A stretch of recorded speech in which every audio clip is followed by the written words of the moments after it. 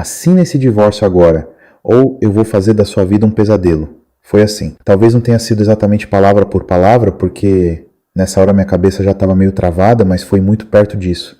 O tom eu lembro bem, a cara dela eu lembro bem, a forma como ela empurrou a pasta na mesa eu lembro bem também.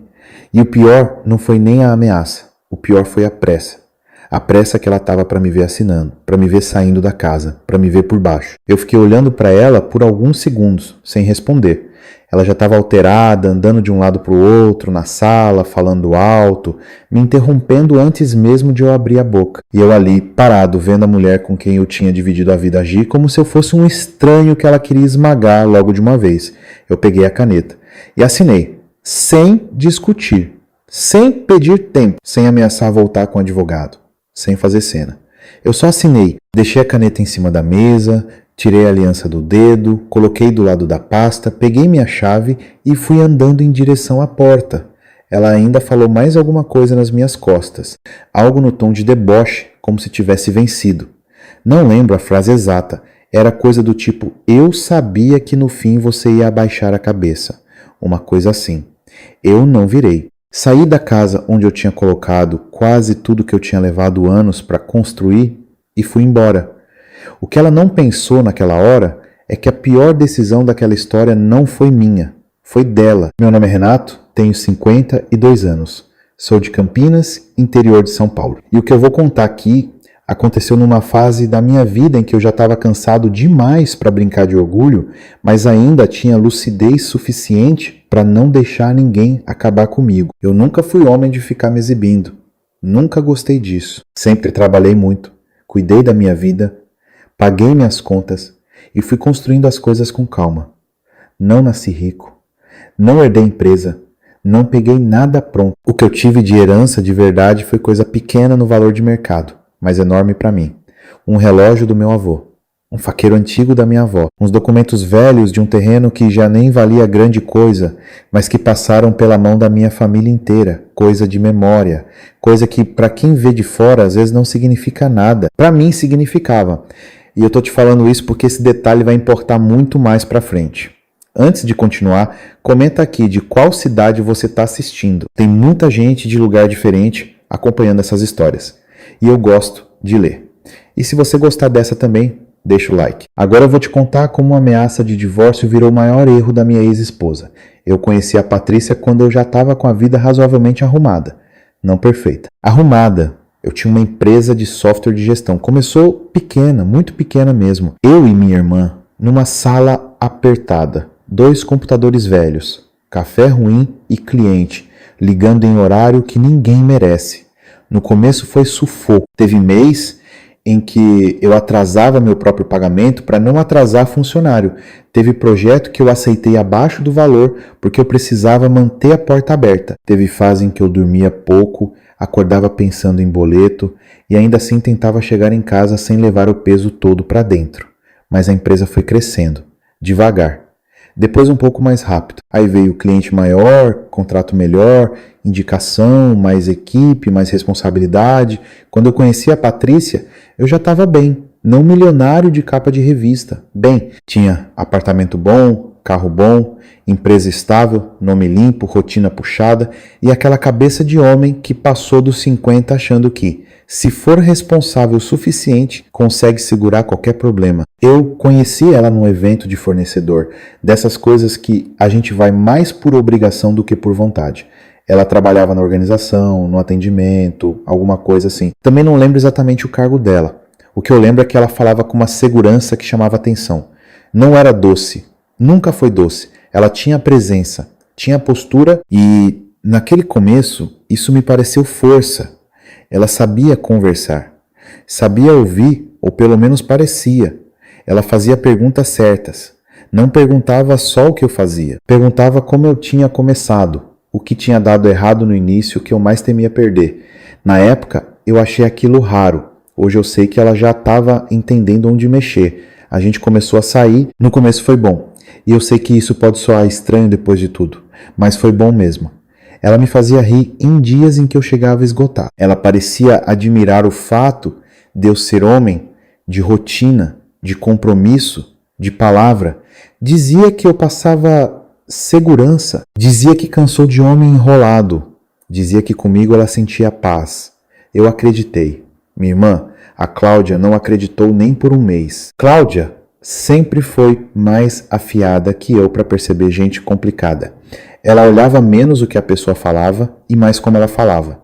Menos a educação e mais a intenção. Só que, irmão mais velho, quando está envolvido, às vezes se acha muito esperto para ouvir conselho. Um dia, ainda no começo, ela falou para mim no escritório: Renato, eu posso estar errada, mas ela me parece o tipo de pessoa que precisa mandar em tudo. Eu ri. Falei que ela estava exagerando. Cláudia insistiu um pouco. Disse que não era nem questão de mandar.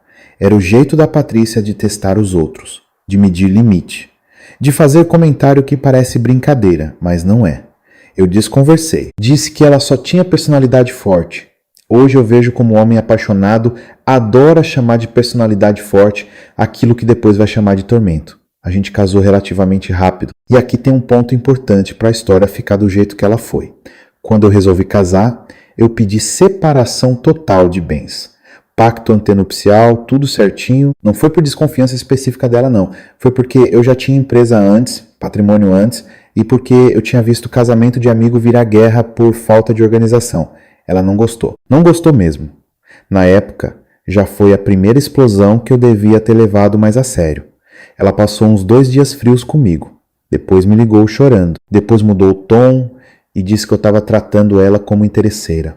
Depois disse que não precisava do meu dinheiro. Depois disse que se fosse para casar assim, talvez nem casasse. Eu quase voltei atrás. Se não fosse a Cláudia me puxar para a realidade, eu talvez tivesse voltado. Ela falou: se ela quer casar com você, vai casar com você. Não com o seu patrimônio. Eu mantive. No fim, Patrícia aceitou, mas aceitou daquele jeito que não aceita. Com um sorriso apertado, resposta curta e uma necessidade enorme de deixar claro que estava cedendo. Eu vi. Só fingi que não vi. O casamento começou bem por um tempo. A gente foi morar num apartamento que já era meu. Um apartamento grande, confortável, em bairro bom, não era cobertura de revista, mas era muito bom. Só que logo ela começou a implicar, primeiro com detalhes. O armário, a sala, o prédio, a vista, a garagem. Depois o papo começou a mudar de tom. Ela dizia que, pro que eu ganhava, eu vivia pequeno. Eu achava exagero. Ela falava que eu tinha mentalidade de escassez. Que eu trabalhava como homem grande e pensava como homem que ainda estava começando. Eu ficava quieto porque, em alguma medida, aquilo me acertava. Eu sempre fui contido com dinheiro. Não mão de vaca. Contido. Para mim, estabilidade sempre valeu mais que aparência. Para Patrícia, a aparência era parte da estabilidade. No começo do 2º ano de casamento, ela começou a insistir na casa. Não era desejo, era fixação. Ela queria casa em condomínio alto padrão. Queria espaço, queria área gourmet, queria piscina, queria uma sala que, nas palavras dela, combinasse mais com o nosso nível. Eu lembro dessa frase porque me incomodou, nosso nível, como se casa fosse crachá. Eu resisti bastante. Só que, sendo justo, eu já pensava em mudar mesmo. A empresa estava numa fase boa. Eu também queria mais espaço. E fui cedendo. Visitamos casas. Ela já chegava nos lugares se vendo morando ali. Escolhendo parede. Imaginando festa. Medindo cozinha. Era uma empolgação que, naquele momento, me pareceu bonita. No fim, eu comprei uma casa grande. Muito boa. Em condomínio fechado, entrada alta. Financiamento no restante. Planejamento feito, tudo dentro do que eu podia pagar sem me afundar. Não foi aventura. Só que ela nunca se interessou de verdade por essa parte. Pelo financiamento, pela prestação, pelo custo de manutenção, pelas contas que vinham junto. Ela se interessava pelo que a casa parecia. No dia que pegamos a chave, ela chorou, me abraçou forte, falou que eu tinha realizado um sonho dela. Eu queria ter congelado aquele dia e olhado de fora, porque ali já tinha um padrão que eu só fui entender muito depois. Patrícia gostava muito mais do que uma coisa significava para os outros do que a coisa era de verdade. Depois da mudança, ela mudou também. No começo foi sutil. Ela começou a ficar mais exigente, depois mais impaciente, depois mais seca. E tudo era comigo no fim do dia, quando eu voltava cansado. Se a toalha não estava no lugar que ela queria, ela já vinha atravessada. Se eu demorasse para responder mensagem por causa de reunião, ela dizia que eu fazia ela se sentir invisível. Se eu chegasse tarde 2 dias seguidos, ela começava um discurso de abandono. Teve uma vez que eu cheguei em casa perto das 10. Ela estava na cozinha, de costas, mexendo em alguma coisa. Eu cheguei tentando falar normal, perguntar do dia. Ela respondeu sem me olhar. Pouco depois, soltou uma frase que eu nunca esqueci direito. Não sei se foi exatamente assim, mas foi muito perto. Você trabalha tanto para dar conforto, mas parece que não percebe que ninguém quer morar com caixa eletrônico. Eu fiquei em silêncio, porque aquilo machucou. Não pelo dinheiro, pela ingratidão. Eu não jogava na cara o que pagava. Nunca joguei. Mas eu sabia o quanto eu tinha ralado para colocar a gente ali. Ouvir aquilo de quem estava vivendo daquilo me deu um negócio ruim. Só que eu fui relevando. E quando eu digo relevando, eu não quero dizer que eu não via. Eu via. Eu só fazia aquela escolha de homem que quer evitar desgaste. Deixa pra lá. Ela tá nervosa. Hoje não. Depois melhora. E assim vai. Foi nessa época que ela começou a mexer mais com a minha cabeça em relação aos objetos da minha família. Eu tinha um armário fechado no escritório de casa. Não era altar, não era museu. Era um lugar organizado onde eu guardava o relógio do meu avô, o faqueiro da minha avó, uns papéis antigos e outras coisas pequenas. Às vezes eu abria, limpava, guardava de novo. Não era coisa de todo dia. Era mais respeito do que apego exagerado. Patrícia implicava com aquilo. Falava que eu tinha mania de passado. Falava que aquelas coisas ficavam ocupando espaço. Uma vez pegou o relógio na mão e perguntou se eu nunca pensei em vender. Eu respondi na hora que não. Ela deu de ombros e soltou uma dessas que vinha com cara de comentário qualquer. Tem homem que prefere viver cercado de lembrança do que aproveitar a vida que tem. Eu tomei o relógio da mão dela na hora, sem grosseria, mas firme. Ela percebeu, e naquele instante eu senti que ela tinha encontrado um ponto sensível. Pouco tempo depois começaram os gastos mais pesados. Roupa, bolsa, tratamento estético, decoração, presente caro para amiga, jantar em lugar que ela nem gostava tanto, mas postava foto. No começo eu nem me liguei no tamanho da coisa porque eu trabalhava demais. E sinceramente tinha condições. O problema não era um gasto isolado. Era a soma. Era o padrão. Era o direito que ela sentia de decidir tudo sozinha. Quem me alertou primeiro foi a Cláudia. Ela cuidava da parte financeira da empresa e às vezes me ajudava a organizar minhas contas pessoais porque eu sempre fui ruim para detalhe pequeno. Um dia ela me chamou na sala e falou sem rodeio: você precisa olhar o que está saindo da sua conta. Eu falei que depois via. Ela insistiu. Sentou comigo e me mostrou. Tinha gasto alto demais. Compra parcelada de coisa que não precisava. Transferência pequena e repetida para contas que eu não conhecia. Umas quantias que, isoladas, passavam batido, mas no conjunto faziam volume. Eu perguntei se podia ser algum pagamento da casa. Não era. Perguntei se era coisa automática. Não era. Aí eu soltei. Talvez ela esteja ajudando alguém da família. Cláudia me olhou de um jeito que eu conheço desde criança, aquele olhar de quando ela acha que eu estou querendo me enganar. Então você pergunta, por que isso aqui não está normal? Eu não perguntei naquela hora. Eu devia ter perguntado, mas parte de mim ainda queria preservar a imagem do casamento. Não para os outros, para mim. Poucos dias depois, aconteceu uma coisa que acendeu mais um alerta. Eu cheguei em casa antes do horário. Estava no carro pensando em um problema do escritório e resolvi passar no mercado e depois ir direto para casa. Quando entrei, ouvi a Patrícia falando no telefone. Ela estava rindo, mas não era aquele riso que ela dava comigo nos últimos meses. Era solto, leve, interessado. Na hora que ela me viu, mudou. Na mesma hora, baixou o tom, encerrou a ligação rápido demais e já veio com uma resposta pronta antes que eu perguntasse qualquer coisa. Disse que era uma amiga da academia, um nome que eu não conhecia. Pode ser impressão minha, pode ser que eu já estivesse desconfiado e tudo começasse a pesar mais, mas ali eu senti que tinha alguma coisa errada. Eu comecei a reparar mais. Patrícia passou a sair muito sozinha. Compromisso aqui, encontro ali, almoço não sei com quem, café com uma amiga que eu nunca tinha ouvido falar. Ao mesmo tempo, em casa, o humor dela estava cada vez mais curto. Qualquer negativa minha virava discussão. E o problema não era só ela discutir, era a forma. Ela não discutia para resolver, ela discutia para vencer, para dobrar, para encerrar o assunto com o outro cansado. Teve uma noite em que ela queria fazer uma reforma absurda numa área da casa que nem precisava. Eu falei que não era a hora, que eu tinha outras prioridades. Ela levantou da mesa com tanta força que a cadeira bateu atrás e falou alto: "Você nunca faz o que eu quero sem eu ter que implorar ou brigar."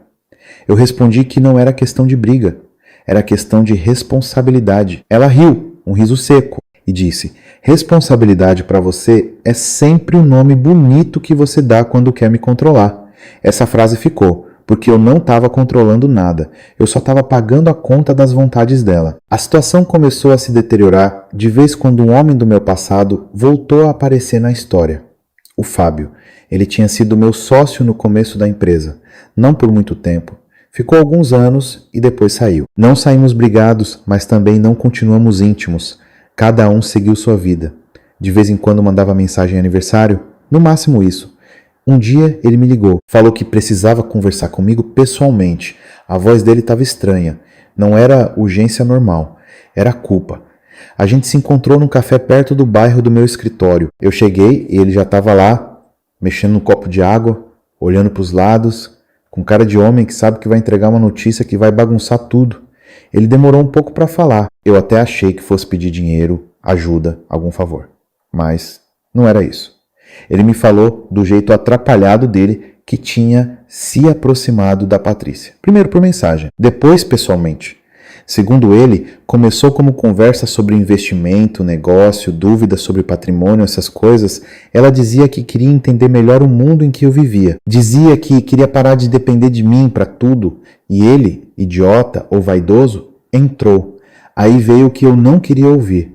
Não lembro as palavras exatas dele, lembro do sentido. Ele admitiu que passou do limite, que os dois se envolveram, que teve encontro, que teve traição. Eu não reagi na hora. Fiquei olhando para ele. É estranho isso, mas quando uma notícia muito ruim vem de uma vez, às vezes a cabeça da gente não explode.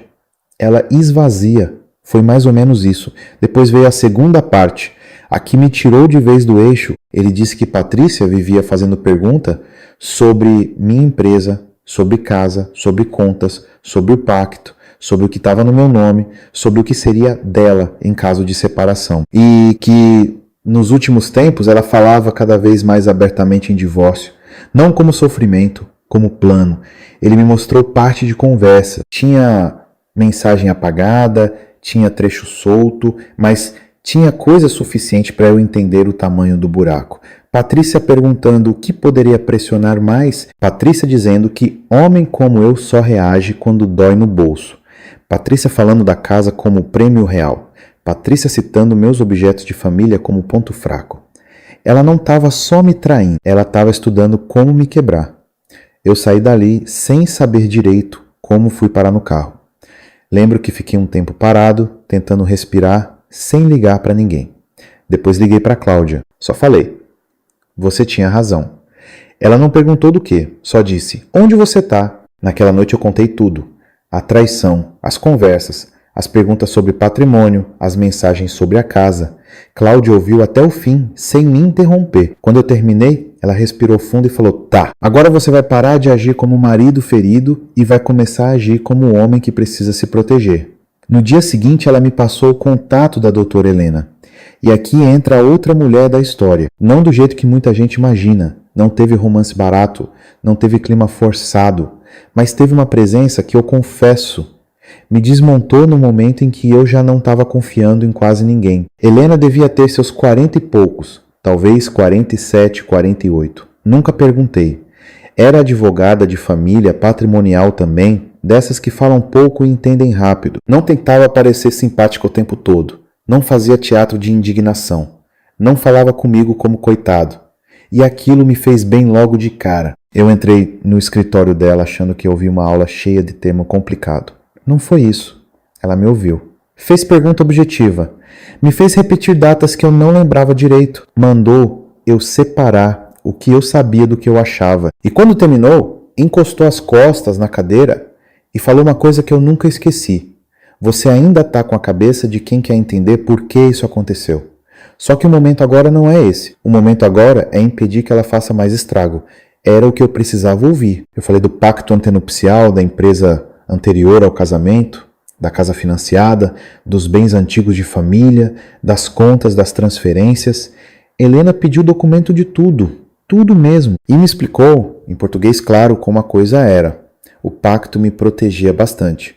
A empresa, por ter sido criada antes e estar bem documentada, também. Os bens herdados, objetos de família e coisas anteriores ao casamento não entravam na divisão. A casa, por outro lado, precisava de atenção porque, embora estivesse no meu nome, tinha financiamento, tinha custo, tinha obrigação, e era exatamente esse tipo de coisa que a Patrícia, no impulso, podia enxergar como troféu sem entender o peso real. Helena não prometeu milagre, não disse que eu podia sumir com patrimônio, não sugeriu nada torto. Ela falou em organização, prova, formalização, cautela. Falou também uma coisa que me deu raiva na hora, mas depois eu entendi. Você não vai confrontar sua esposa agora. Eu perguntei se ela estava brincando. Ela não estava. Disse que se Patrícia era impulsiva e agressiva, como eu estava descrevendo, confrontar cedo ia fazer ela radicalizar, mentir mais, pressionar mais, tentar me provocar até eu errar. O melhor caminho era preparar tudo primeiro. Então começou a fase mais desgastante da minha vida. Eu voltava para casa e fingia normalidade, não alegria. Normalidade. Patrícia seguia a rotina dela cada vez mais insolente. Mais gasto, mais frieza, mais indireta. E eu ali tendo que engolir. Não por covardia, por estratégia. Isso me doeu muito mais do que eu esperava. Teve dia em que eu saí do escritório decidido a jogar tudo na mesa. Eu chegava perto do portão e lembrava do que a Helena tinha dito. Não entrega o que você sabe antes da hora. E eu segurava. Enquanto isso, ela e a Cláudia me ajudavam a arrumar tudo.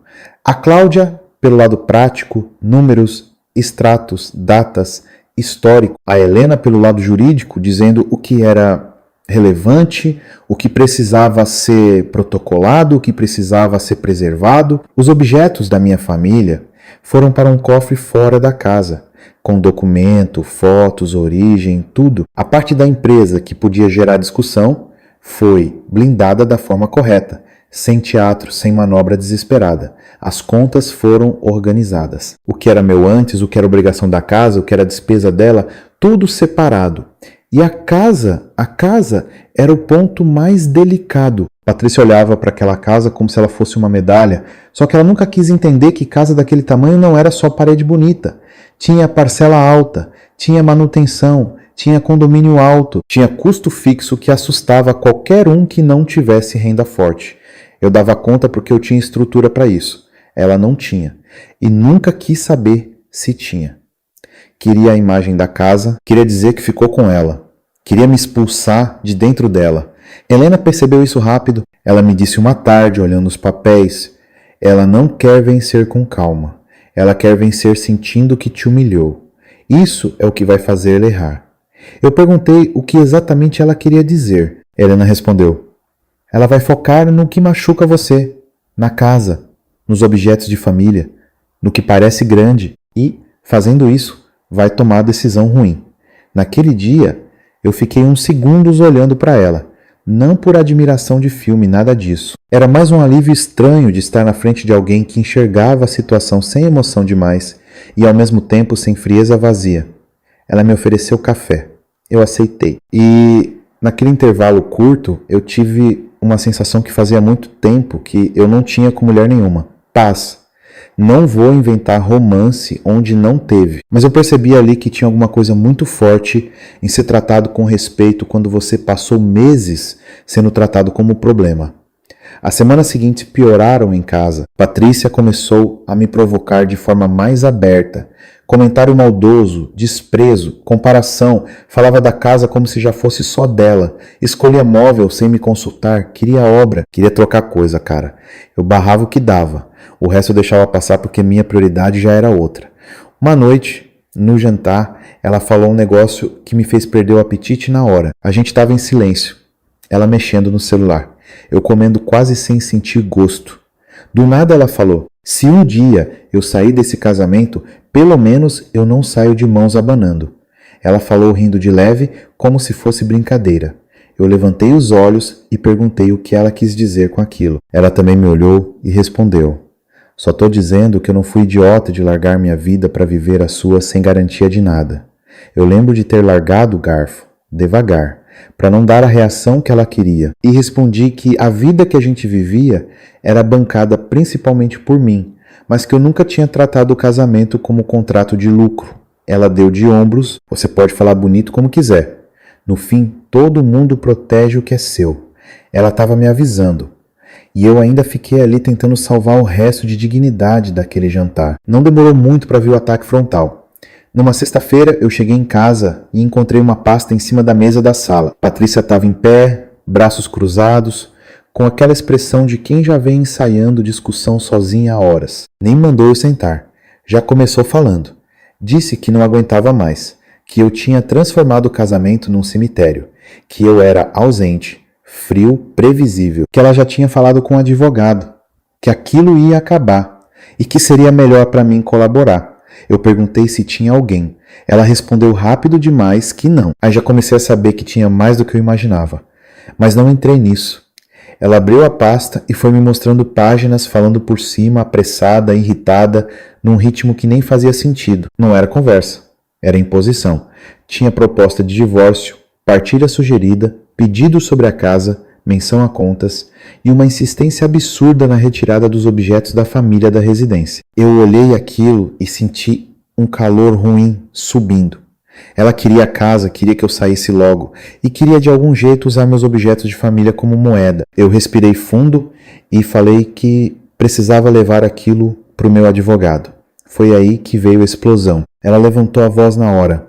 Disse que eu sempre enrolava tudo, que eu ia começar a guerra, que eu não tinha coragem de encarar a verdade. Falou um monte de coisa que veio embaralhada e aí chegou na frase do título.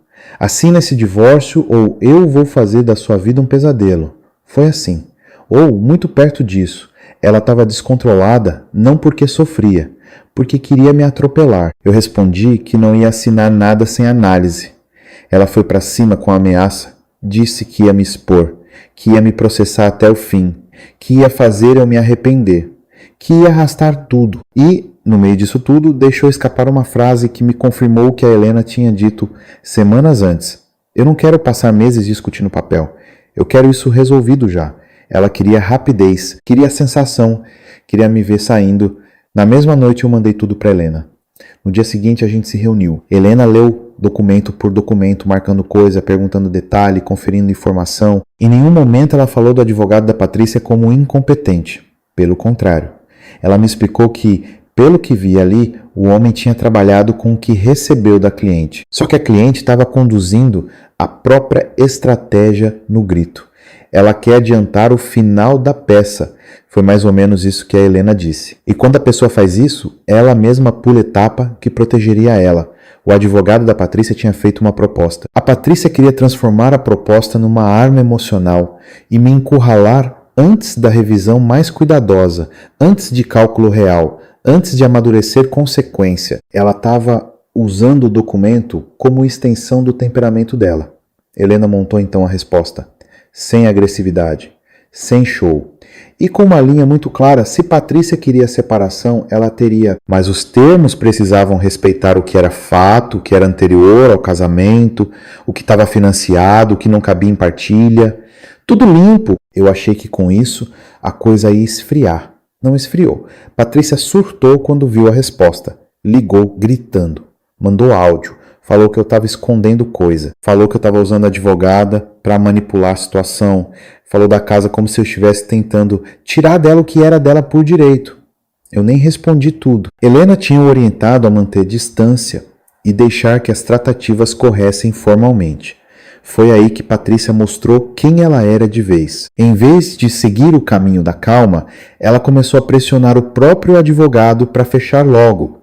Disse que não queria processo longo. Disse que não queria teoria. Queria resultado. Queria me tirar da casa. Queria usar o que ela chamava de vantagem emocional antes que eu mudasse de postura.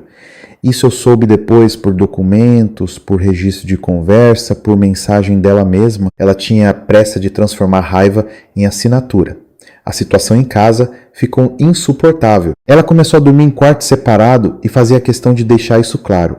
Andava pela casa falando no telefone com amigas. às vezes alto demais, como se quisesse que eu ouvisse. Não sei quantas dessas amigas sabiam da verdade. Algumas deviam saber só a versão dela.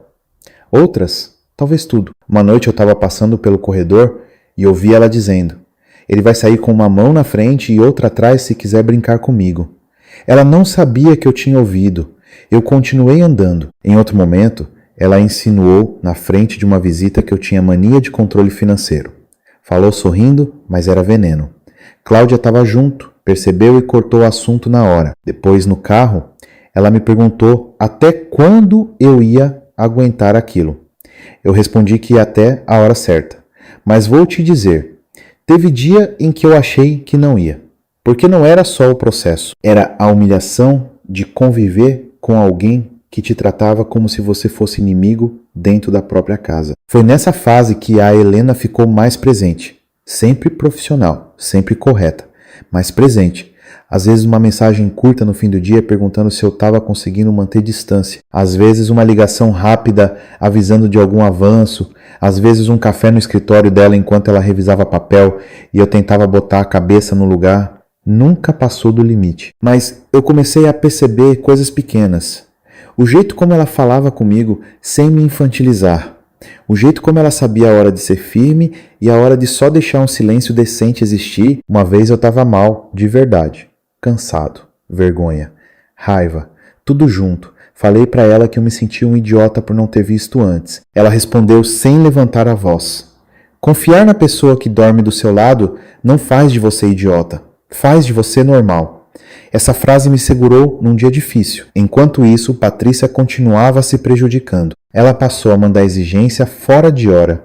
Mensagem atravessada, cobrança escrita do jeito errado, misturando desabafo com negociação. Às vezes falava da casa, às vezes da minha imagem, às vezes dos objetos da família, tudo no mesmo pacote. Era raiva pura tentando virar vantagem. Teve um episódio que foi decisivo, o advogado dela marcou uma conversa formal com a ideia de amadurecer os pontos. Só que Patrícia pareceu tomada pela irritação. Mal deixou o homem concluir raciocínio. Interrompia. Queria cortar caminho. Queria travar logo no que ela considerava principal. A posse da casa e a minha saída imediata. Helena me contou depois, sem me dar detalhe além do necessário, que o próprio advogado tentou segurar. Disse que precisava revisar encargos, obrigações, fluxo, custo de manutenção, responsabilidades futuras. Patrícia respondeu que não estava nem aí para miudeza técnica, que depois resolvia, que o importante era eu assinar a saída e o reconhecimento da casa. Depois resolvia, essa foi a cabeça dela. Só que casa não é briga de casal em mensagem. Casa é custo, documento, prestação, condomínio, imposto, seguro, manutenção. O que ela via como troféu era, na prática, uma estrutura pesada demais para alguém sem renda compatível e sem noção do que estava assumindo. Mas ela não queria ouvir isso. Ela queria acelerar o fim. E quanto mais ela acelerava, mais apertava o próprio pescoço. Chegou um ponto em que a Helena me disse, com toda a calma do mundo, ela mesma está cavando um acordo ruim para ela. Eu só estou impedindo que você seja arrastado junto. Eu entendi e continuei firme. Algumas semanas depois veio a cena que deu origem ao título de vez. Patrícia me chamou para casa num horário específico, como se fosse reunião. A mesa já estava pronta. A pasta também. Ela estava arrumada demais para quem dizia sofrer. Não que alguém precise sofrer feio por fora, mas ali tinha outra coisa. Tinha gosto de encenação. Ela falou pouco no começo. Disse que o advogado tinha encaminhado o fechamento, que ela não aguentava mais aquela indefinição, que se eu fosse homem, acabava logo com aquilo. Eu pedi para ler. Ela começou a se irritar já na primeira página. Quando eu cheguei na parte da casa, vi o que a Helena já esperava. Patrícia tinha forçado tudo para concentrar ali. Saída imediata minha, manutenção da casa sob controle dela, uma redação confusa sobre responsabilidades futuras, e mais uma vez menção aos bens que estavam no escritório, como se eles pudessem servir de compensação moral. Eu levantei o olho e perguntei: você faz ideia do custo real dessa casa? Ela respondeu na hora: eu faço ideia do que eu mereço. Era sempre isso. Não era sobre realidade. Era sobre merecimento imaginado. Eu lembro de ter perguntado, já cansado, se ela tinha certeza do que estava pedindo. Não lembro a frase exata. Algo nesse sentido, e aí ela explodiu de vez, gritou, bateu na mesa, falou que eu estava tentando enrolar porque não aceitava perder, que eu era mesquinho, que eu queria ver ela implorando, ameaçou chamar a gente, expor coisa, fazer escândalo, arrastar meu nome, meu trabalho, tudo. Depois veio a frase, assina esse divórcio ou eu vou fazer da sua vida um pesadelo. E completou com alguma coisa do tipo, eu juro que acabo com a sua paz. Foi nessa hora que eu peguei a caneta. Não por medo, mas porque, naquele ponto, o que estava para acontecer dependia justamente de eu não entrar no jogo emocional dela. Eu assinei os pontos que a Helena tinha validado como saída segura para mim e armadilha construída pela própria pressa da Patrícia. A casa ficava sob posse dela, com tudo o que vinha junto, e o que era meu por origem, prova e documentação, ficava protegido. O resto era repartido conforme cabia, sem fantasia. Eu assinei. Ela recolheu a pasta com uma satisfação difícil de descrever. Parecia que ela estava vivendo o melhor momento do ano. Eu tirei a aliança, coloquei na mesa, deixei a chave da casa, fui até o escritório, peguei minha mala pequena. Aqui já estava pronta fazia uns dias porque a Helena tinha pedido que eu me prevenisse. E saí. Ela ainda falou uma última coisa nas minhas costas. Não lembro exatamente. Era provocação. A ideia era, eu sabia que você não ia aguentar. Eu fui embora. Fui para um apartamento alugado, simples, mobiliado o suficiente, nada demais. Na primeira noite ali, sentado numa cadeira comum num lugar que nem cheiro de casa tinha ainda, eu senti um silêncio esquisito. Não vou mentir. Doeu sair. Doeu olhar por lado e não ver minhas coisas. Doeu lembrar do que a casa representava no começo, quando eu achei que estava construindo uma família. Mas junto com a dor tinha uma sensação estranha de alívio. Eu não precisava mais fingir. Na segunda-feira começou a realidade. E ela começou sem grito. Começou com conta, com ligação, com pergunta prática. Com a sequência de coisas que Patrícia tinha desprezado porque estava ocupada demais me humilhando. O advogado dela entrou em contato primeiro de forma mais contida. Não ligou berrando. Não fez teatro. Ele queria revisar ponto da execução, custo da manutenção, obrigação financeira, desdobramento do financiamento, condição real de sustentação da casa, porque uma coisa é você escrever que vai ficar com a casa. Outra é descobrir que ficar com a casa significa segurar um peso mensal que não cabe na sua vida. Patrícia, pelo que eu soube depois, reagiu como sempre. Em vez de admitir que não tinha entendido o tamanho da decisão, tentou culpar os outros. O advogado, o sistema, eu, qualquer um. Só que não tinha buraco escondido, estava tudo documentado. O que existia era a pressa dela. O advogado dela não tinha dado bobeira e descoberto tarde. O que aconteceu foi mais simples e mais feio. Ele tentou amadurecer ponto técnico e a cliente dele foi atropelando a lógica com raiva. Ela queria consolidar a vitória emocional antes da revisão cuidadosa. Quando a parte prática começou a bater na porta, ela percebeu que troféu sem renda é problema. A casa tinha parcela alta, o condomínio era alto, a manutenção era cara, os custos fixos já eram pesados mesmo para mim. E ela, que tinha passado meses dizendo que aquilo era o mínimo que merecia, de repente começou a entender o tamanho da conta que tinha colocado no próprio colo. A primeira mensagem dela para mim, depois da assinatura, foi quase cômica. Precisamos conversar. Foi só isso. Eu não respondi. Depois veio outra. Você sabia que isso ficaria assim? Essa eu li 2 vezes, porque resumiu tudo. Ela ainda estava tentando transformar a escolha dela em culpa minha. Não respondi. Ao longo dos dias vieram mais mensagens, algumas de raiva, outras tentando parecer razoáveis, outras chorosas. Uma delas dizia que eu tinha armado tudo, outra dizia que a Helena tinha me colocado contra ela, outra perguntava se eu queria ver ela afundar. Eu deixei tudo com a minha advogada. Helena manteve a mesma postura, sem provocação, sem vingancinha. Só firmeza. Orientou a responder apenas o necessário, pelo canal certo, sem cair em conversa emocional. Eu obedeci. Numa dessas idas ao escritório dela, eu cheguei particularmente acabado. Tinha passado a manhã inteira vendo mensagem atravessada da Patrícia, ligação perdida, e-mail, tudo. Sentei na frente da Helena e falei: às vezes eu tenho a sensação de que ela ainda acha que consegue virar isso no grito. Helena, que estava lendo um documento, tirou os olhos do papel e respondeu, porque até hoje ela conseguiu muita coisa assim. Ela tinha razão. Patrícia tinha conseguido casa, gasto, escolha, imposição, tudo no volume alto e na pressão. Só que ali o cenário era outro. Papel não se intimida com escândalo. Parcela não se comove com ameaça. E conta não aceita argumento de merecimento.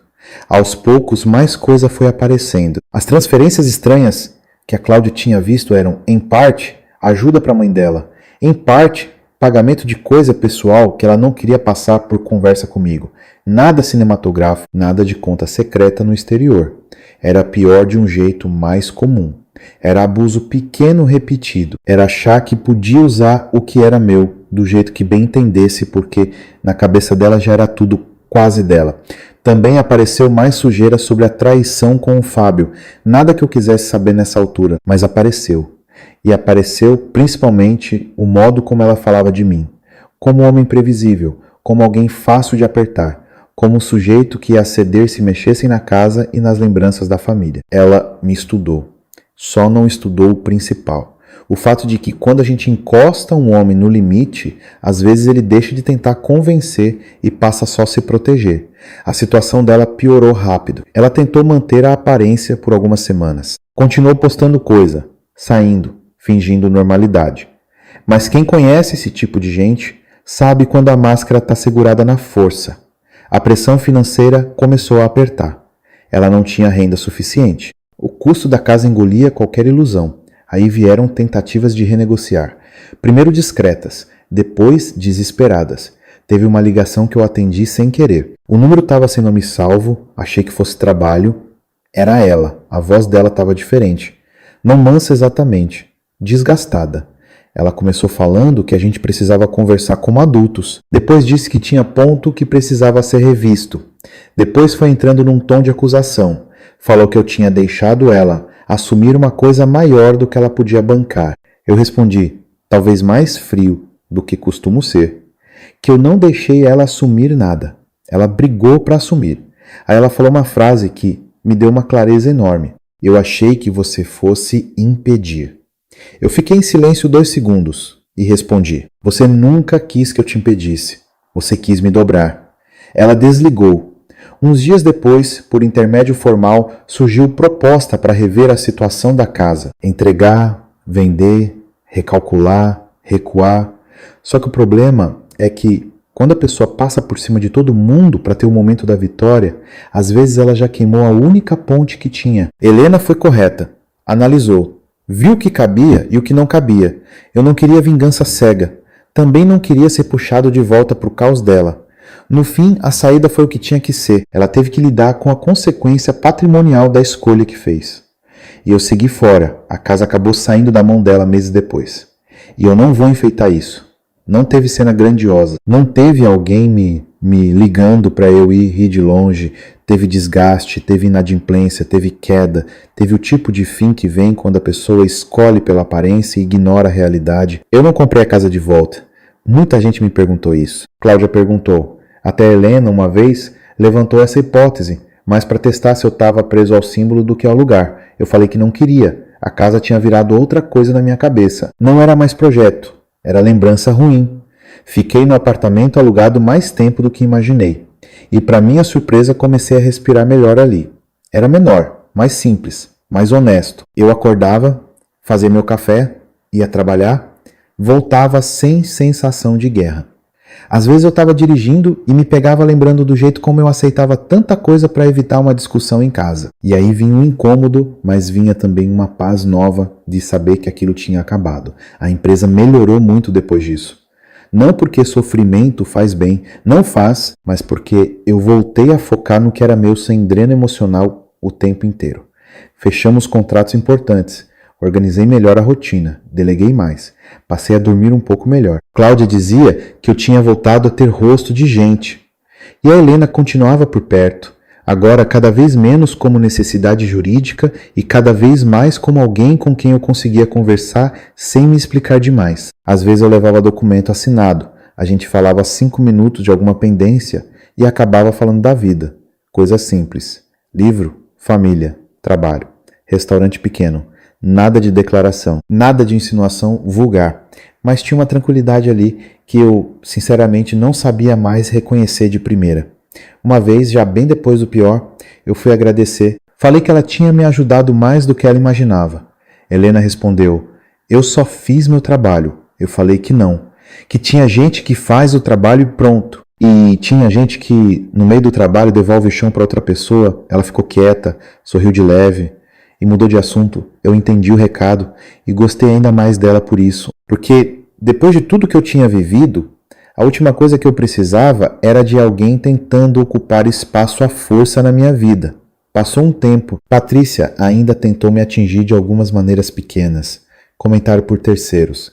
História distorcida. Insinuação de que eu tinha armado tudo com sangue frio. Mas a verdade tinha documento demais para cair. E, com o passar dos meses, até isso foi murchando. Ela voltou a trabalhar. Foi morar com a mãe por um período. Depois soube que alugou um lugar pequeno. Não sei tudo e nem quis saber. O que chegou até mim foi o suficiente para entender que a vida que ela imaginou depois do divórcio não existiu. Um dia, recebi um e-mail dela. Longo. Li até o fim, não lembro cada frase, mas a essência era essa.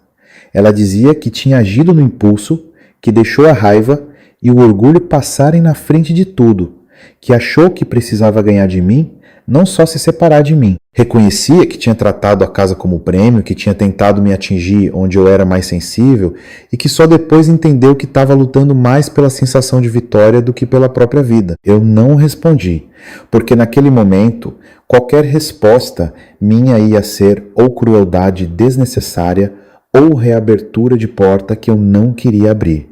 Mas eu guardei aquele e-mail, não por saudade, por encerramento. Meses depois, num sábado, a Cláudia me chamou para almoçar na casa dela. Fui. A família estava lá, conversa normal, comida simples, tudo tranquilo. Em algum momento ela me puxou de canto e falou: você tá diferente. Eu perguntei se era bom ou ruim. Ela respondeu: bom, mais leve e menos bobo. Eu ri, falei que ser menos bobo depois de tomar uma dessa não era exatamente mérito. Ela também riu e disse que, apesar de tudo, tinha uma coisa ali que ela queria me perguntar. Se eu tinha pensado na Helena, eu respondi que sim.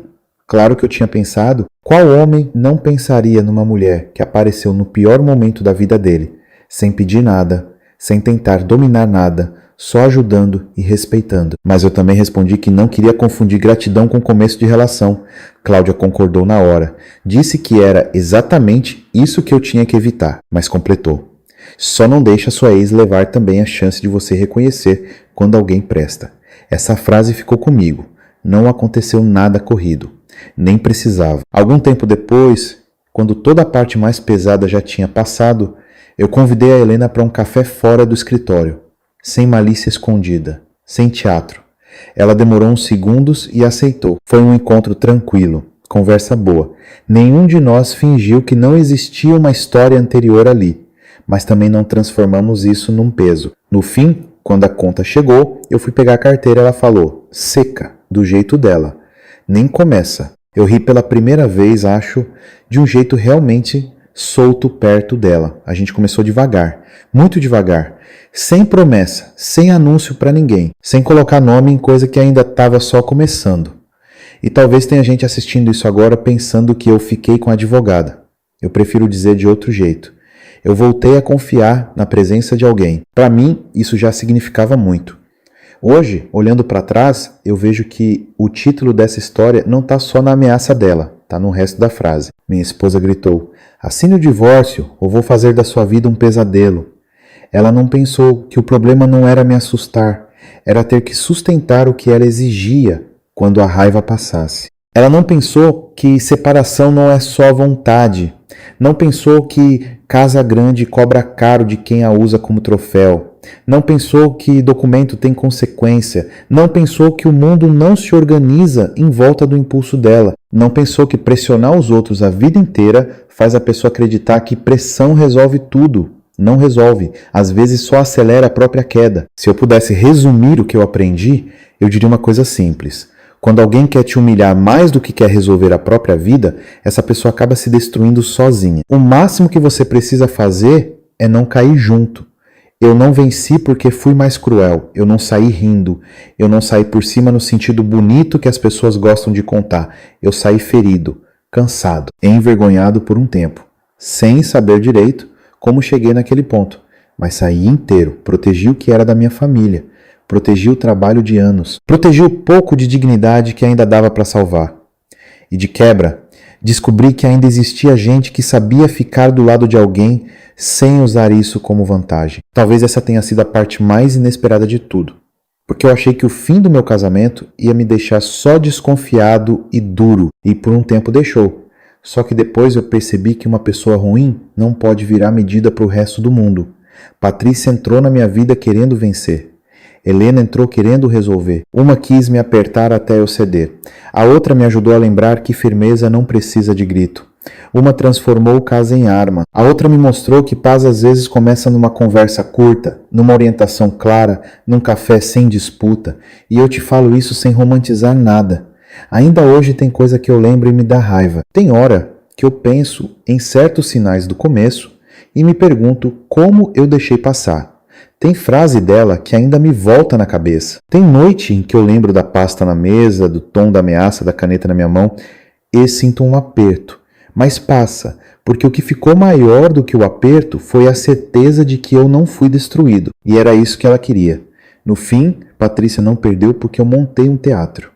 Ela perdeu porque confundiu impulso com força, confundiu barulho com poder, confundiu casa com vitória, confundiu crueldade com inteligência e, principalmente, confundiu um homem calado com um homem derrotado. Se você chegou até aqui, comenta também de qual cidade você está ouvindo essa história e me diz o que você achou. Já viveu algo parecido ou conheceu alguém que quase foi esmagado dentro de um relacionamento? Deixa seu like, se inscreve no canal e compartilha sua experiência. Às vezes, ouvir a história do outro ajuda a gente a perceber a própria antes que seja tarde.